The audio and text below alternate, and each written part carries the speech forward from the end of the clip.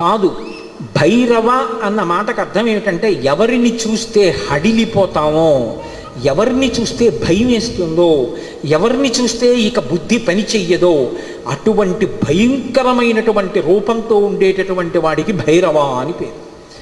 లోకంలో ఎవరైనా సరే బాగా పాపములు చేసి చేసి చేసి చేసి చేసి చేసి శరీరం విడిచిపెట్టేశారనుకోండి, ఈ లోకం విడిచిపెట్టి వెళ్ళిపోయేటప్పుట భైరవయాతన అని ఉంటుంది. ఆయన క్రోధ రూపంతో వెంటబడతాడు బెత్తం పట్టుకుని. ఆయన్ని చూసేటప్పటికి భయపడి చెమటలు కక్కుతూ పరిగెడతారు. పరిగెత్తి పరిగెత్తి పరిగెత్తి దాహార్తితో యమసదనం దగ్గర అగ్నిజ్వాలలతో ఉంటుంది తోరణం. ఆ తోరణం కింద నుంచి దూరుతాడు కాలిపోతూ. ఆ దోషం పోవాలి అంటే కాలభైరవ దర్శనం చేస్తారు. కాఠ్మండూలో, కాశీపట్టణంలో కాలభైరవ దేవాలయాలు ఉన్నాయి. కాలభైరవ దర్శనం చేస్తే భైరవ దండన అని ఆయన వేస్తాడు. ఓ బెత్తం